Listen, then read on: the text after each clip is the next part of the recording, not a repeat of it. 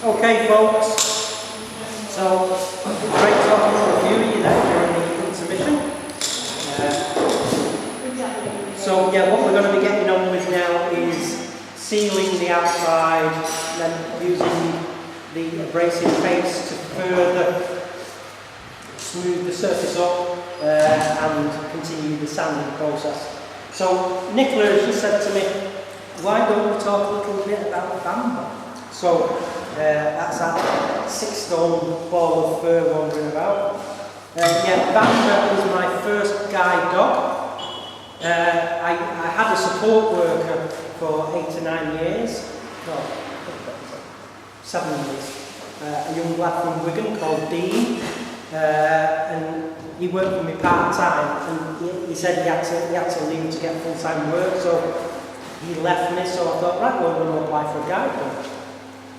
So, it's my first guide dog, and he said we might have a pairing for you, and he's a German Shepherd, and we hit it off straight away. So we both taken off the waiting list. He's 3 years old now at the moment. He's a full German Shepherd. He was sponsored by Sainsbury's, the supermarket, near Bamber Bridge, Preston. Well, Bamber Bridge, not near. The Sainsbury's at Bamber Bridge, near Preston. So they named him. I didn't name him. Bamber is Old English for wood or tree stump. So, because Bamber Bridge meant wooden or tree stump bridge. So I'm just applying this sealer here. So, yeah, we did the training together. He was bred to be a guide dog. His father was a guide dog in America, or a CNI dog as we know. And his dad was called Elvis. So, yeah, Bambi was bred to be a guide dog. He's worth £57,000. So to replace him, obviously because of all the training, he's worth £57,000. That's what it costs to replace him. He's absolutely amazing. The sort of things he does for me, people have said, oh, does he pick your clothes up and open the door for you? Well, no, that's not how my disability works. How Bamber, being living it now, how Bamber and I work is in the house, every room I'm in, he'll be there watching me. And not that he knows that I'm blind as well, he knows. And we've heard the stories of assistance dogs and animals being able to sense certain diseases and conditions in people. And you can get assistance dogs that can alert their owners when they feel a seizure coming on and things like that. So he knows I'm blind. Every room in the house I'm in, he's there following. As I'm coming down the stairs at home, he'll come halfway down and stop and wait for me to make sure I'm safe. So when we're out and about and working properly, so we've got his harness on, he will alert me to the fact that there's a curb coming up, and then he'll stop. He will not cross the road until I tell him to do so. But if we start to cross the road and a car comes, he's trained to do an emergency stop. We do all of this on training. If I ask him to find the bus stop, he'll take me to the bus stop. If I ask him to find a button whilst we're out and about, he'll take me to a pedestrian crossing. If I ask him to find me a button in a building, he'll find an elevator. He'll alert me to obstacles on the pavement, parked cars, wheelie bins, stuff like that. He'll stop and you'll feel him twist around as if to say, Dad, there's someone here, I'm looking at you. So it's all that sort of stuff that he does for me. I ask him to find some steps, he'll find the steps and he'll put his front paws on the first step until I found the handrail and things like that. Absolutely amazing. So the best way to describe our partnership really is I'm the navigator, he's the pilot talking to. John there before about aviation. I have to know the route mentally. There's no way. Well, they do start to get a bit of a knowledge for routes that are often trod. But that's the microphone.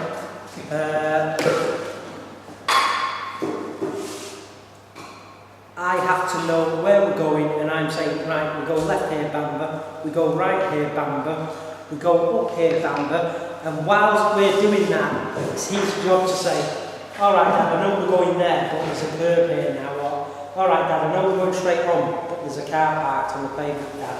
So I'm the navigator, he's the pilot, best way to describe it. So yeah, he's absolutely amazing, but that's why it's so important to fundraise for guide dogs and sponsor them, because they ain't cheap, but it's a life-changing, really is a life-changing partnership. So yeah, so happy to have him. This is Yorkshire Grit, abrasive paste, so its formulation is mainly pumice powder and a blend of waxes and oils. Don't know the exact recipe. BlindTurner won't tell me. Well, so I can tell you, but I've got to kill you for those sort of answers. So this is going to take it to about 1,000 grits. So if you remember, we stopped standing at 240. Now, before the days of Yorkshire Grit came along, it's abrasive paste, you'd stand to 400 or 600, wouldn't you? But now you don't need to do that. And again, it's another process that cuts down on the sanding time as well. So we can turn the speed up a bit now, keep working it in. Again, we're not rushing the process. And you don't want to put a big dollop in that textured spiral in the mortise there. So I always just give that a bit of a feckle with some residue left on the cloth. So we're keeping to work it in, slowly increasing the speed as much as I can get away with this morning. Keep moving to a fresh piece of tissue. This has to be completely worked in, otherwise, you know, if you didn't have the microfiber and you were going to apply a wax or a friction polish on the top of this, it might affect the finish. You have to make sure that all traces of the Yorkshire Grit are gone. It's done its job. Let's get rid of it. So,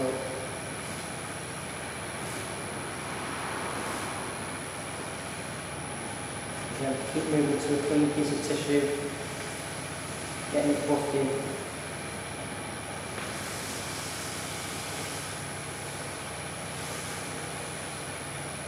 And that should be okay at that. So luckily, the original has got a stronger smell than the microfiber, so I don't need to put one of those pen-friend labels on this. It's not such a strong smell, this one. So this is the microfiber. So the ingredient that does the work on this one is aluminium oxide. It's a runnier viscosity, thinner, so we really just need a small amount. And again, we're going to start relatively slow. Apply it by hand first like I did. Start relatively slow, just working it in.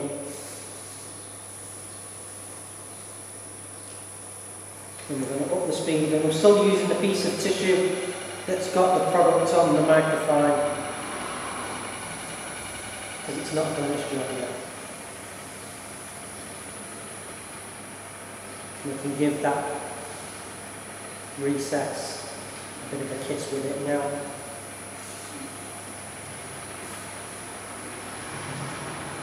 Up the speed a bit. We're going to move to a clean piece of tissue.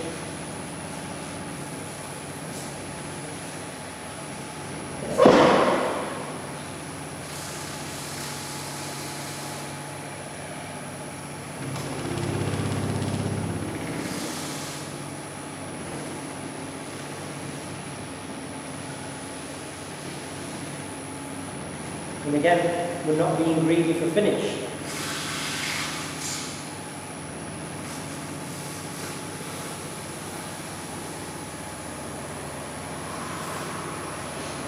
We're not rushing the process.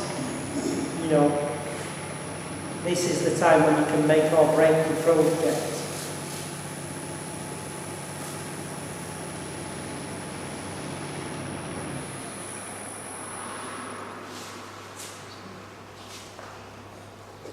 So, what I'm going to do now is apply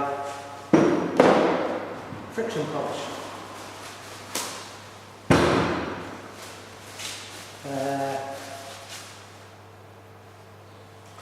Give it a shake. And again, friction polish, just a couple of drops. Just like you're putting a bit of vinegar on your chips. I'm just applying with gentle pressure. Yeah, friction polish is going to bounce off.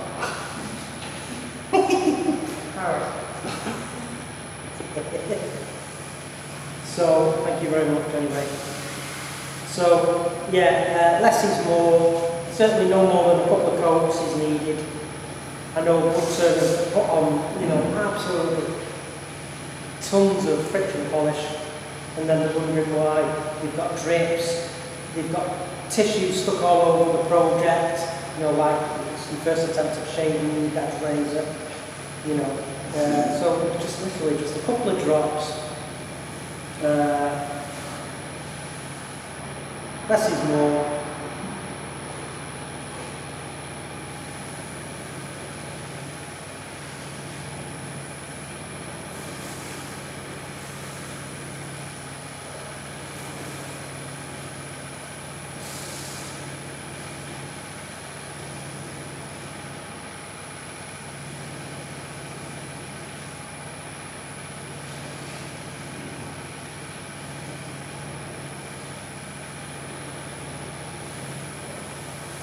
It should be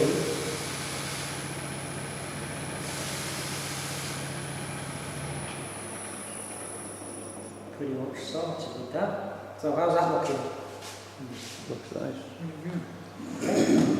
So what we need to do now is get this off the faceplate. So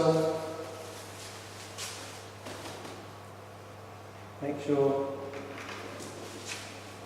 when I'm having my RPT, I will make sure that the lathe is unplugged from the socket. But I've just at the minute, I've hit the stop button and turned the speed control right down, so that will suffice for today. But don't tell my assessor. So yeah, we're just going to crack that. Hold it.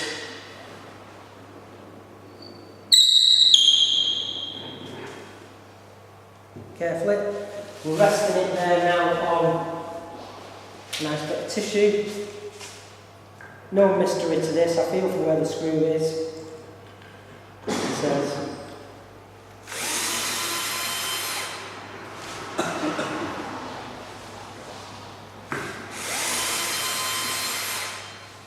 And we can get these screws out.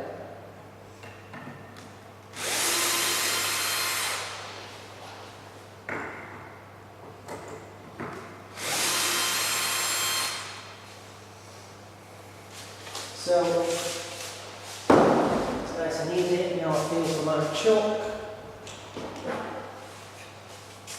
Just move that away. There's no idea, I'll drop the chuck on the road. Get that on there.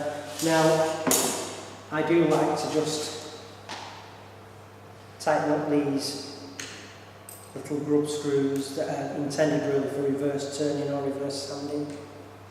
But I like to go belts and braces. And then what I like to do, because the inside of that bowl is finished, it's a done deal. We want to protect it. At home I would hit this chuck with the airline, make sure it's completely free of any contamination. You know, you don't know what little surprises could be there, so let's give it a clean. Make sure we're not going to damage the mortise. So, line that in. And then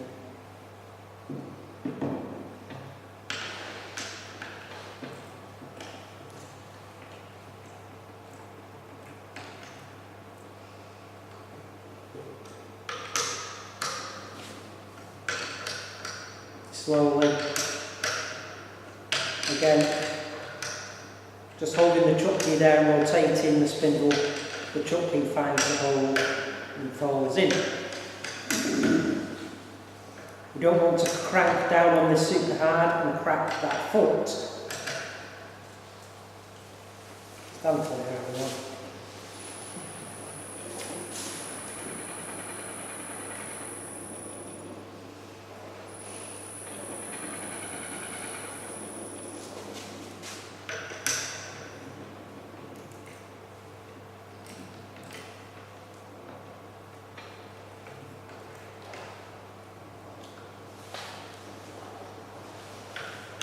So yeah, we're just spinning up, have a listen, just double check, make sure things are nice and straight, nice and tight. You know, it pays dividends when you're blind to be dotting all the I's and crossing all the T's. And yeah, in the early days of my book turning, I didn't really have what you would call a good dovetail. I'd be putting things on the chuck and that's it, things would be just, you know, every other day. In the early days, it's like, well, why has that happened? And in the early days, it scared the living daylights out of me. I'd have to sit down for half an hour, have a cup of tea. What's just happened on early night? So,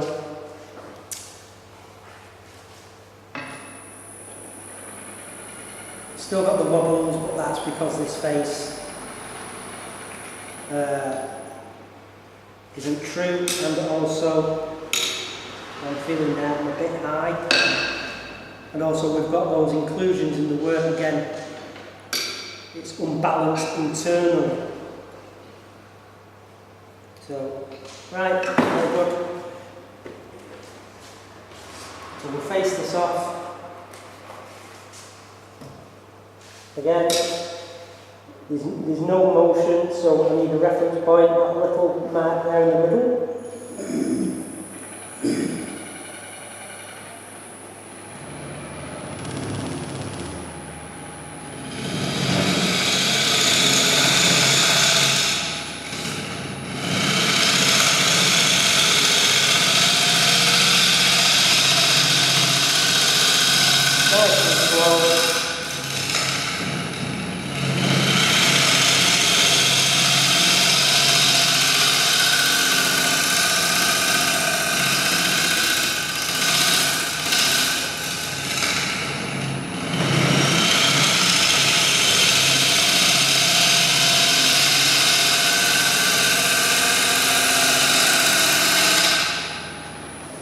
Feel like that.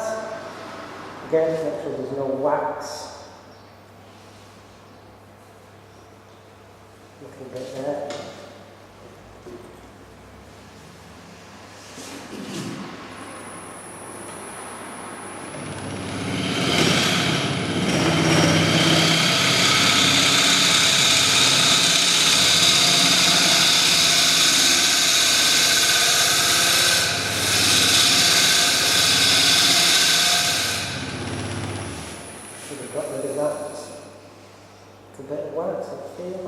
Happy days, happy days. So again, now a point of reference for the top rim of this bowl. So let's start at that.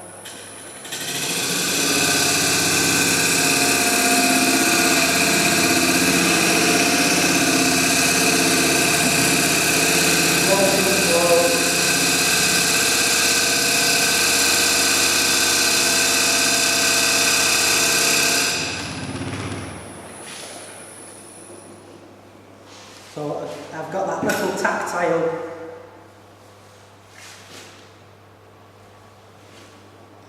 rim there. Check this now.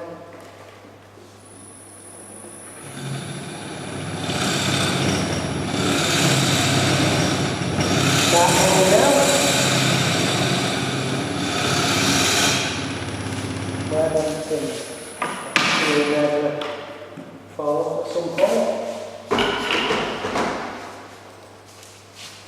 So again, I've stopped, so I need to find that centre.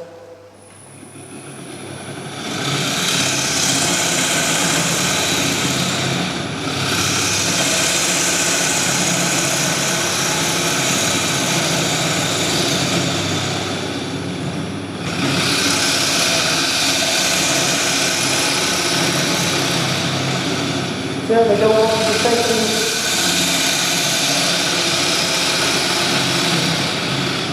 the cut in a minute.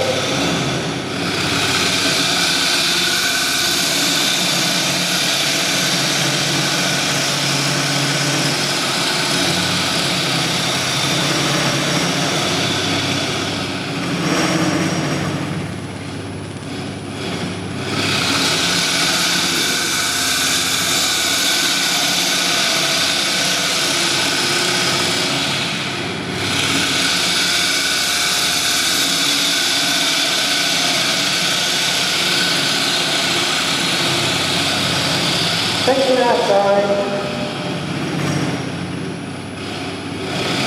Here's that centre bit.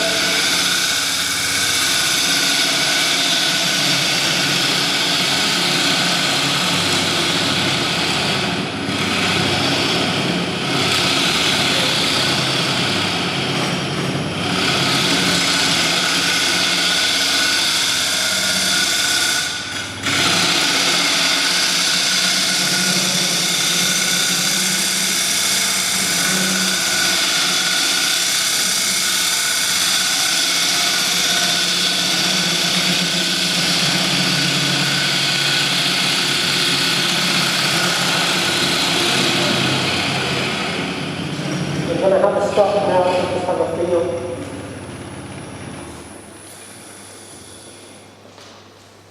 Feel how things are progressing. So, obviously, we've removed some wood, so we move in, get it closer to the axle.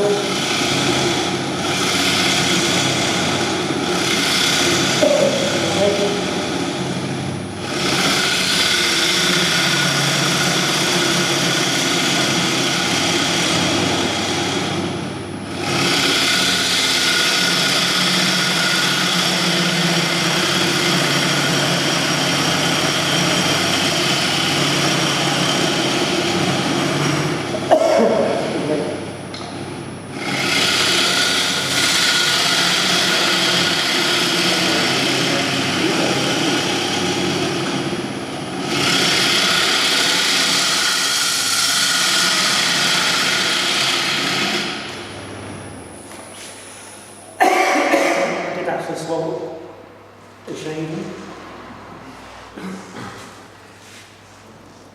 Oh well, the way I look at it, it's 1 under 5 a day. Just a splendid throw.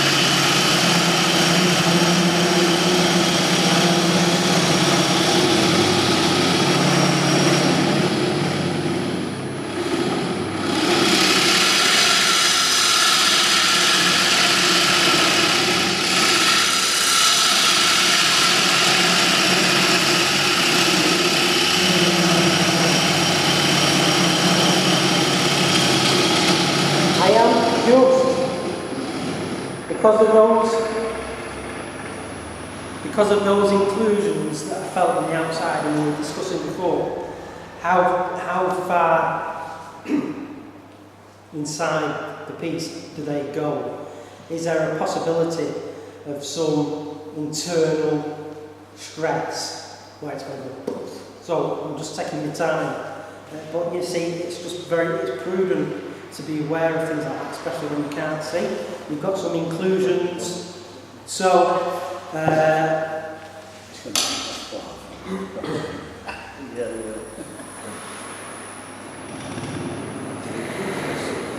now it's getting lighter. That's the fastest I've been able to turn all day, so that's good. So,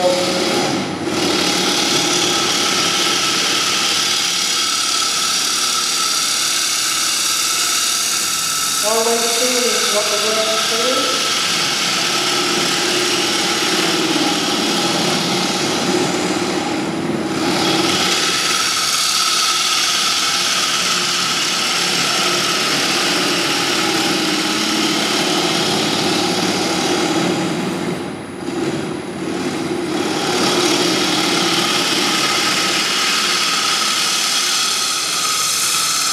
Just put that top of the rim there.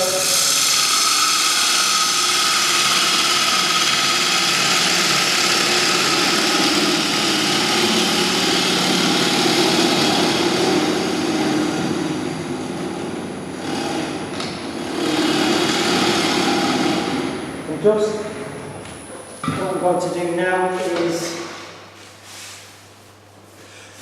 two things. I'm just going to check the integrity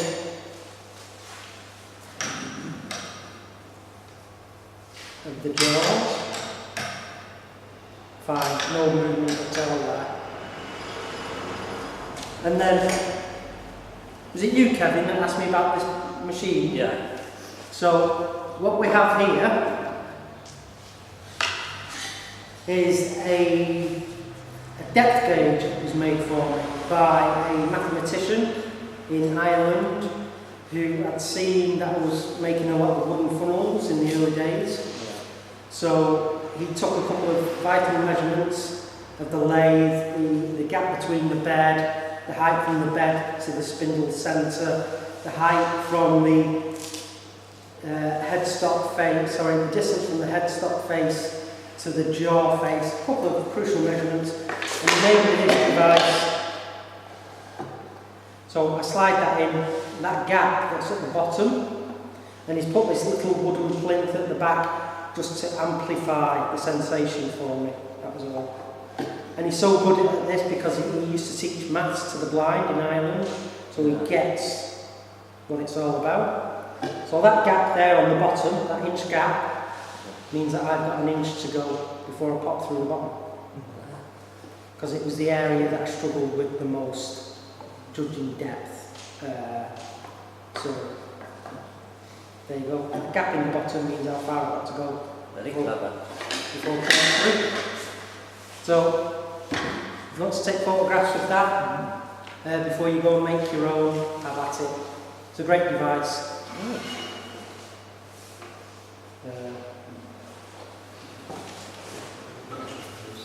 Very simple. Is that alright for you, Kevin? Yes, thank you. There you go. Have you taken a photograph of it? No, I'll leave that up to the gaffer. So, we've got a good amount of wood left before we come through the bottom.